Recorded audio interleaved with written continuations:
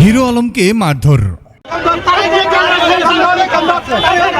বগুড়ার আদালত চত্বরে আলোচিত ও সমালোচিত কন্টেন্ট ক্রিয়েটর আশরাফুল আলম ওরফে হিরো আলম হামলার শিকার হয়েছেন।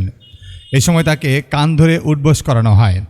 রবিবার দুপুর 12:30টার দিকে বগুড়ার চিফ জুডিশিয়াল ম্যাজিস্ট্রেট আদালতে এ ঘটনা ঘটে। জানা গেছে, দুপুরে বগুড়ার চিফ জুডিশিয়াল ম্যাজিস্ট্রেট আদালতে হিরো আলম 2018 সালের জাতীয় সংসদ নির্বাচনে বগুড়া 4 কাহালু নন্দীগ্রাম আসনে প্রচারণার সময় মারধর ও 2023 সালের 1 ফেব্রুয়ারি একই আসনে উপনির্বাচনে কারচুপির অভিযোগ এনে মামলা দায়ের করেন। মামলায় আওয়ামী লীগের সাধারণ সম্পাদক ওবায়দুল কাদের, বগুড়া 4 আসনের সাবেক সংসদ সদস্য রেজাউল করিম তানসেন ও সাবেক প্রধান নির্বাচন কমিশনার কাজী হাবিবুল আওয়ালকে আসামি করা হয়। এদিকে দুপুর 12:30টার দিকে আদালত চত্বরে হিরো আলম সাংবাদিকদের সঙ্গে তার দায়ের করা মামলার বিষয়ে কথা বলার সময় 5 থেকে 7 জন যুবক অতর্কিত হামলা চালায়।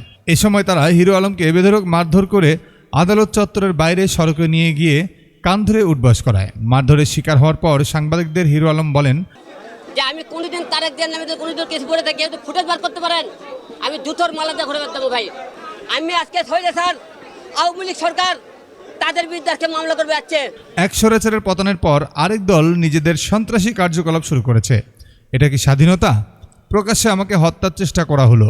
ডিবি হারুন আমার পরিবারকে জিম্মি করে রিজভী সাহেবের বিরুদ্ধে মামলা করিয়েছিলেন। এই কথা আগেও বলেছি। এরপরও আমাকে আদালতের মতো জায়গায় পেটানো হলো। যারা এই হামলা করেছে তাদের সবার ফুটেজ আছে, শনাক্ত করে এদের বিরুদ্ধে ব্যবস্থা নেওয়া হবে। সর্বশেষ খবর পেতে বিডি ফোকাস নিউজের সঙ্গে থাকুন।